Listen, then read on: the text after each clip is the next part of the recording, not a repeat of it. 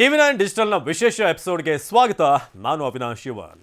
ಇವತ್ತು ಅವಾರ್ಡ್ ವಿಚಾರವಾಗಿ ಮಾತನಾಡಬೇಕು. ಒಂದು ಫಿಲ್ಮ್ ಫೇರ್, ಇನ್ನೊಂದು ಸೈಮಾ.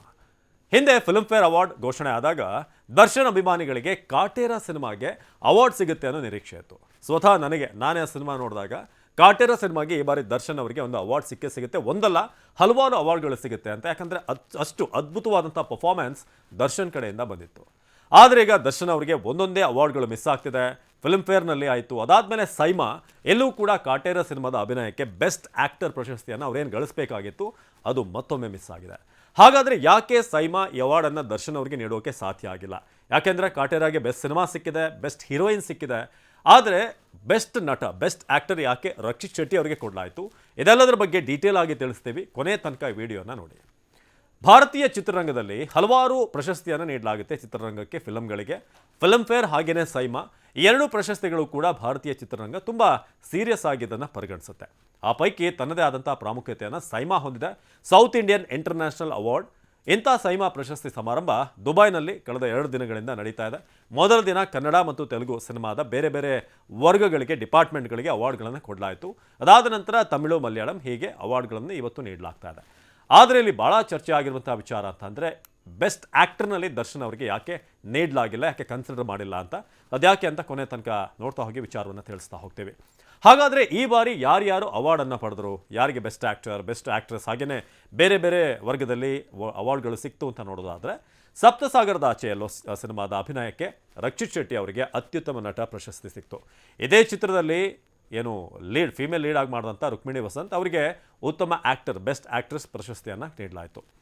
ಸಪ್ತಸಾಗರದ ಆಚೆಯಲ್ಲೋ ಸೈಡ್ ಬಿ ಯಲ್ಲಿ ಸುರಭಿ ಪಾತ್ರವನ್ನು ಅದ್ಭುತವಾಗಿ ಚೈತ್ರ ಆಚಾರ್ ಅವರು ನಿರ್ವಹಿಸಿದರು. ಸೊ ಅವರಿಗೆ ಕ್ರಿಟಿಕ್ಸ್ ಬೆಸ್ಟ್ ಆ್ಯಕ್ಟ್ರೆಸ್ ಏನಿದೆ ಅದು ಕ್ರಿಟಿಕ್ಸ್ ವಿಮರ್ಶಕರ ಪ್ರಶಸ್ತಿಯನ್ನು ನೀಡಲಾಗಿದೆ. ಹಾಗೆಯೇ ಸಿನಿಮಾದ ಉತ್ತಮ ನಿರ್ದೇಶಕ ಆಗಿ ಸಪ್ತಸಾಗರದ ಆಚೆಯಲ್ಲಿ ಅಮೇಝಿಂಗ್ ಜಾಬನ್ನು ಮಾಡಿದಂಥ ಹೇಮಂತ್ ರಾವ್ ಅವರಿಗೆ ಬೆಸ್ಟ್ ಡೈರೆಕ್ಟರ್ ಪ್ರಶಸ್ತಿಯನ್ನು ನೀಡಲಾಯಿತು. ಹಾಗೆ ಈ ಬಾರಿ ಅತ್ಯುತ್ತಮ ವಿಲನ್, ಯಾಕಂದರೆ ಈ ಬಾರಿ ಬಂದಂಥ ಸಿನಿಮಾಗಳಲ್ಲಿ ಕಳೆದ ವರ್ಷ ರಮೇಶ್ ಇಂದಿರಾ, ಅದರಲ್ಲೂ ಲವ್ ಯು ಮನು ಅಂತ ಹೇಳುವಂಥ ಒಂದು ಪಾತ್ರ ಇತ್ತಲ್ಲ, ಅದ್ಭುತವಾಗಿ ಪರ್ಫಾರ್ಮೆನ್ಸ್ ಮಾಡಿದರು ರಮೇಶ್ ಇಂದಿರಾ. ಅವರಿಗೆ ಡಿಸರ್ವಿಂಗ್ ಆಗಿ ಬೆಸ್ಟ್ ವಿಲನ್ ಸಿಕ್ಕಿದೆ. ಹಾಗೆ ಸಪ್ತಸಾಗರದ ಆಚೆ ಎಲ್ಲೋ ಸಿನಿಮಾದ ಟೈಟಲ್ ಸಾಂಗನ್ನು ಹಾಡಿರೋದು ಕಪಿಲ್ ಕವಿಲನ್ ಅವರು. ಸೊ ಅವರಿಗೆ ಅತ್ಯುತ್ತಮ ಗಾಯಕ ಪ್ರಶಸ್ತಿ ಈ ಬಾರಿ ಕನ್ನಡದಲ್ಲಿ ಸಿಕ್ಕಿದೆ. ಕಾಟೇರ ಸಿನಿಮಾ, ಸಪ್ತಸಾಗರ ನೋಡಿದ್ವಿ, ಕಾಟೇರ ಸಿನಿಮಾದಲ್ಲಿ ಅತ್ಯುತ್ತಮ ಕನ್ನಡ ಚಿತ್ರವಾಗಿ ಹೊರಹೊಮ್ಮಿರೋದು ಕಾಟೇರ. ಆರಾಧನಾ ಅವರಿಗೆ ಅತ್ಯುತ್ತಮ ಹೊಸ ನಟಿ, ಡೆಬ್ಯೂ ಆಕ್ಟ್ರೆಸ್ ಒಂದು ಪ್ರಶಸ್ತಿ ಕೂಡ ಸಿಕ್ತು. ಪಸಂದಾಗವನೇ ಸಾಂಗ್ ಏನಿದೆ ಅದನ್ನು ಹಾಡಿರೋದು ಮಂಗ್ಲಿ ಅವರ ಒಂದು ಬ್ಯೂಟಿಫುಲ್ ಆದಂಥ ಸಿಂಗಿಂಗ್ಗೆ ಅವರಿಗೆ ಬೆಸ್ಟ್ ಸಿಂಗರ್ಸ್ ಒಂದು ಅವಾರ್ಡ್ ಸಿಕ್ಕಿದೆ. ಈ ಚಿತ್ರದ ಮ್ಯೂಸಿಕ್ ಡೈರೆಕ್ಟರ್ ವಿ ಹರಿಕೃಷ್ಣ ಅವರಿಗೆ ಅತ್ಯುತ್ತಮ ಸಂಗೀತ ನಿರ್ದೇಶಕ ಪ್ರಶಸ್ತಿಯನ್ನು ನೀಡಲಾಯಿತು. ಹಾಗೆ ಟಗರು ಪಲ್ಯದ ಒಂದು ಸಾಹಿತ್ಯಕ್ಕಾಗಿ, ಲಿರಿಕ್ಸ್ಗಾಗಿ ಡಾಲಿ ಧನಂಜಯ ಅವರಿಗೆ ಅತ್ಯುತ್ತಮ ಸಾಹಿತಿ ಪ್ರಶಸ್ತಿಯನ್ನು ಕೂಡ ಕೊಡಲಾಗಿದೆ. ಜೊತೆಗೆ ಡಾಲಿಗೆ ಗುರುದೇವ್ ಹೊಯ್ಸಳ ಸಿನಿಮಾದ ಅಭಿನಯಕ್ಕೋಸ್ಕರ ಬೆಸ್ಟ್ ಆ್ಯಕ್ಟರ್ ಕ್ರಿಟಿಕ್ಸ್ ಅದು ಕೂಡ ಡಾಲಿ ಧನಂಜಯ ಅವರಿಗೆ ಸಿಕ್ಕಿದೆ. ಹೊಂದಿಸಿ ಬರೆಯಿರಿ ಚಿತ್ರದಲ್ಲಿ ಅಭಿನಯಕ್ಕೋಸ್ಕರ ನವೀನ್ ಶಂಕರ್, ಮತ್ತೊಬ್ಬ ಅಪರೂಪದ ನಟ ನವೀನ್ ಶಂಕರ್ ಅವರಿಗೆ ಉತ್ತಮ ಪೋಷಕ ನಟ ಪ್ರಶಸ್ತಿ ಸಿಕ್ತು. ಹಾಗೆ ಟೋಬಿ ಸಿನಿಮಾದ ಅಭಿನಯಕ್ಕಾಗಿ ಸಂಯುಕ್ತ ಹೊರನಾಡ್ ಅವರಿಗೆ ಅತ್ಯುತ್ತಮ ಪೋಷಕ ನಟಿ ಪ್ರಶಸ್ತಿಯನ್ನು ಕೊಡಲಾಯಿತು. ಹಾಸ್ಟೆಲ್ ಹುಡುಗರು ಈ ಬಾರಿ ಭಾಳ ಬಜ್ಜನ್ನು ಕ್ರಿಯೇಟ್ ಮಾಡಿದಂಥ ಸಿನಿಮಾ. ಸೊ ಅದರ ಡೈರೆಕ್ಟರ್ ಆಗಿರುವಂಥ ನಿತಿನ್ ಕೃಷ್ಣಮೂರ್ತಿ ಅವರಿಗೆ ಅತ್ಯುತ್ತಮ ಹೊಸ ನಿರ್ದೇಶಕ ಪ್ರಶಸ್ತಿಯನ್ನು ನೀಡಲಾಗಿದೆ. ಭಾಳ ಡಿಸರ್ವಿಂಗ್ ಆದಂಥ ಒಂದು ಅವಾರ್ಡನ್ನು ನಿತಿನ್ ಪಡೆದರು. ಹಾಗೆ ಡೇರ್ ಡೆವಿಲ್ ಮುಸ್ತಫಾ ಸಿನಿಮಾದಲ್ಲಿ ಶಿಶಿರ್ ಬೈಕಾಡಿ ಅವರ ಆ್ಯಕ್ಟಿಂಗ್ ಕೂಡ ಅದ್ಭುತವಾಗಿತ್ತು. ಅವರಿಗೆ ಅತ್ಯುತ್ತಮ ಹೊಸ ನಟ, ಪ್ರಾಮಿಸಿಂಗ್ ಆ್ಯಕ್ಟರ್ ಅನ್ನೋ ಪ್ರಶಸ್ತಿಯನ್ನು ಕೂಡ ನೀಡಲಾಯಿತು. ಲವ್ ಚಿತ್ರದ ವೃಷಾ ಪಾಟೀಲ್ ಅವರಿಗೆ ಅತ್ಯುತ್ತಮ ಭರವಸೆ ನಟಿ ಪ್ರಶಸ್ತಿಯನ್ನು ನೀಡಲಾಗಿದೆ. ಹಾಗೆಯೇ ಕೈವಾ ಸಿನಿಮಾಕ್ಕೂ ಕೂಡ ಅವಾರ್ಡ್ ಬಂದಿದೆ. ಸೊ ಹೀಗೆ ಸಾಕಷ್ಟು ಪ್ರಶಸ್ತಿಯನ್ನು ಗಳಿಸ್ಕೊಂಡು ನಮ್ಮ ಎಲ್ಲ ಸ್ಟಾರ್ಗಳು ಕೂಡ ಮಿಂಚಿದ್ರು, ಬಡ್ಡಿಂಗ್ ಸ್ಟಾರ್ಗಳು ಮಿಂಚಿದ್ರು. ಹಾಗೆಯೇ ಅದ್ಭುತವಾಗಿ ಕ್ಯಾಮ್ರಾದಲ್ಲಿ ಸೆರೆ ಹಿಡಿದಂಥ ಶ್ವೇತಪ್ರಿಯ ಅವರಿಗೆ ಅತ್ಯುತ್ತಮ ಸಿನಿಮಾಟೋಗ್ರಫರ್ ಪ್ರಶಸ್ತಿಯನ್ನು ನೀಡಲಾಯಿತು. ಆಚಾರ್ ಅಂಡ್ ಕೋ ಚಿತ್ರದ ಅಭಿನಯಕ್ಕೆ ಅನಿರುದ್ಧ್ ಆಚಾರ್ ಅವರಿಗೆ ಅತ್ಯುತ್ತಮ ಹಾಸ್ಯ ನಟ ಪ್ರಶಸ್ತಿಯನ್ನು ನೀಡಲಾಗಿದೆ. ಹಾಗೆ ಶಿವಣ್ಣಗೆ ಒಂದು ಸ್ಪೆಷಲ್ ಅವಾರ್ಡನ್ನು ನೀಡಲಾಯಿತು. ಚಿತ್ರರಂಗಕ್ಕೆ ತಮ್ಮ ಅಪಾರವಾದಂಥ ಸೇವೆಯನ್ನು ಪರಿಗಣಿಸಿ ಡಾಕ್ಟರ್ ಶಿವರಾಜ್ ಕುಮಾರ್ ಅವರಿಗೆ ವಿಶೇಷ ಪ್ರಶಸ್ತಿಯನ್ನು ನೀಡಿ ಗೌರವಿಸಲಾಯಿತು. ಕರುನಾಡ ಚಕ್ರವರ್ತಿ ನಮ್ಮ ಶಿವಣ್ಣ ವೇದಿಕೆಗೆ ಬರಬೇಕಾದ್ರೆ ಎಲ್ಲರೂ ಕೂಡ ಒಂದು ಸ್ಟ್ಯಾಂಡಿಂಗ್ ಒವೇಷನನ್ನು ಕೊಟ್ಟರು, ಎದ್ದು ನಿಂತು ಚಪ್ಪಾಳೆ ತಟ್ಟಿದ್ರು. ಇದು ಭಾಳ ವಿಶೇಷವಾದಂಥ ಕ್ಷಣ ಆಗಿತ್ತು. ಅದರಲ್ಲೂ ಈ ಬಾರಿ ಶಿವಣ್ಣ ಜೈಲರ್ ಮೂಲಕ, ಹಾಗೆಯೇ ಕ್ಯಾಪ್ಟನ್ ಮಿಲ್ಲರ್ ಮೂಲಕ ಬೇರೆ ಬೇರೆ ಚಿತ್ರರಂಗಕ್ಕೂ ಕೂಡ ಪರಿಚಯವಾಗ್ತಿದ್ದಾರೆ. ಅಂದರೆ ಹಿಂದೆನೂ ಪರಿಚಯ ಇತ್ತು, ಬಟ್ ಭಾಳ ವೈಡ್ ಆದಂಥ ಒಂದು ರೀಚ್ ಅವರಿಗೆ ಸಿಗ್ತಾ ಇದೆ. ಸೊ ಹೀಗೆ ಓವರಾಲ್ ನಾವು ನೋಡೋದಾದರೆ ಸಪ್ತಸಾಗರದ ಆಚೆ ಸಿನಿಮಾ ಒಟ್ಟು 6 ಅವಾರ್ಡ್ಗಳನ್ನು ಗಳಿಸ್ತು ಸೈಮಾದಲ್ಲಿ. ಕಾಟೇರ 4 ಅವಾರ್ಡ್ಗಳನ್ನು ಈ ಒಂದು ವಿಭಾಗದಲ್ಲಿ ಪಡೀತು, ಅಂದರೆ ಬೇರೆ ಬೇರೆ ವಿಭಾಗದಲ್ಲಿ. ಇನ್ನು ಈ ಬಾರಿ ವಿಶೇಷ ಅಂತಂದರೆ ತೆಲುಗು ಚಿತ್ರರಂಗದಲ್ಲಿ ನಮ್ಮ ಕನ್ನಡದ ಪ್ರತಿಭೆಗಳು ಕೂಡ ಕೀರ್ತಿ ಪತಾಕೆಯನ್ನು ಹಾರಿಸಿದ್ದು. ದಿಯಾ ಚಿತ್ರದ ಮೂಲಕ ಕನ್ನಡಿಗರ ಹೃದಯ ಗೆದ್ದಿದ್ದಂಥ ದೀಕ್ಷಿತ್ ಶೆಟ್ಟಿ ದಸರಾ ಸಿನಿಮಾದಲ್ಲಿ, ನಾನಿ ಅವರ ದಸರಾ ಸಿನಿಮಾದಲ್ಲಿ ಅವರು ಏನು ಪೋಷಕ ಪಾತ್ರದಲ್ಲಿ ಕಾಣಿಸ್ಕೊಂಡಿದ್ರು. ಅವರು ಉತ್ತಮ ಸಪೋರ್ಟಿಂಗ್ ರೋಲ್ ಪ್ರಶಸ್ತಿ ಅವರಿಗೆ ತೆಲುಗು ಒಂದು ವಿಭಾಗದಲ್ಲಿ ಸಿಕ್ತು. ಹಾಗೆಯೇ KGF ಚಿತ್ರದ ಮೂಲಕ ಈ ಸಲಾರ್ ಸಾಮ್ರಾಜ್ಯ ಇದೆಯಲ್ಲ, ಅದನ್ನು ತಮ್ಮ ಕ್ಯಾಮ್ರಾದಲ್ಲಿ ಅದ್ಭುತವಾಗಿ ಸೆರೆ ಹಿಡಿದಂಥ ಭುವನ್ ಗೌಡ ಅವರಿಗೆ ಅತ್ಯುತ್ತಮ ಸಿನಿಮಾಟೋಗ್ರಫರ್ ತೆಲುಗು ಭಾಷೆಯಲ್ಲಿ ಸಿಕ್ಕಿದೆ. ಹಾಗೆ ಮತ್ತೊಂದು ವಿಶೇಷ ಅಂತಂದರೆ ದುನಿಯಾ ವಿಜಿ ತೆಲುಗು ಇಂಡಸ್ಟ್ರಿ ಕಡೆ ಕೂಡ ಅವರು ದಾಪುಗಾಲಿಟ್ಟಿದ್ದಾರೆ. ತಮ್ಮ ಅಭಿನಯದಿಂದ ಪ್ರೇಕ್ಷಕರ ಹೃದಯವನ್ನು ಕೂಡ ಗೆದ್ದಿದ್ರು. ಒಂದು ಮಾಸ್ ಆದಂಥ ರೀತಿ ಸಿಕ್ಕಿತ್ತು. ಅದು ಈಗ ಮುಂದುವರೆದು ಸೈಮಾ ಪ್ರಶಸ್ತಿಯನ್ನು ಕೂಡ ಸಲಗ ವಿಜಯ್ ಕಳಿಸಿದ್ದಾರೆ.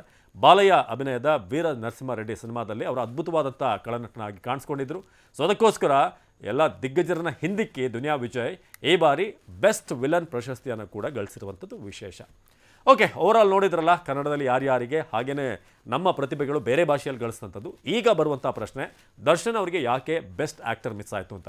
ಕಾಟೇರದಲ್ಲಿ ಎರಡು ಮಾತಿಲ್ಲ, ಅದ್ಭುತವಾದಂಥ ನಟನೆ, ಆ ಹಳ್ಳಿಯ ಪಾತ್ರ, ಆ ಭಾಷೆಯ ಬಾಡಿ ಲ್ಯಾಂಗ್ವೇಜ್, ಜೊತೆಗೆ ಒಂದು ಕ್ರಾಂತಿ ಮೂಡಿಸುವಂಥ ಒಂದು ಪಾತ್ರ. ಅಂದರೆ ಹಳ್ಳಿಯಲ್ಲಿ ಆಗ್ತಿರುವಂಥ ಉಳುವವನೇ ಭೂಮಿಯ ಒಡೆಯ, ಅದನ್ನು ಜನರಿಗೆ ತಿಳಿಸ್ದೆ ಮೋಸ ಮಾಡದೆ ಹೇಗೆ ಒಬ್ಬ ಊರಿನ ಸಾಹುಕಾರ ಅಲ್ಲಿ ಮೋಸ ಮಾಡ್ತಾ ಇರ್ತಾನೆ, ಇದೆಲ್ಲವನ್ನು ಕೂಡ ಅದ್ಭುತವಾಗಿ ಅಭಿನಯಿಸಿದ್ರು. ಅದು ಕಾಮಿಡಿ ಇರ್ಬೋದು, ಸೆಂಟಿಮೆಂಟ್ ಇರ್ಬೋದು, ಹೆಂಡತಿ ತೀರ್ಕೊಂಡಂಥ ಸಂದರ್ಭದಲ್ಲಿ ಬರುವಂಥ ಸೀನ್ ಇದೆ, ಬಾಡಿ ಈ ಥರ ಹೆಂಡತಿಯ ಪಾರ್ಥಿವ ಶರೀರವನ್ನು ಹೊತ್ಕೊಂಡು ಬರುವಂಥ ಸೀನ್ ಇರ್ಬೋದು.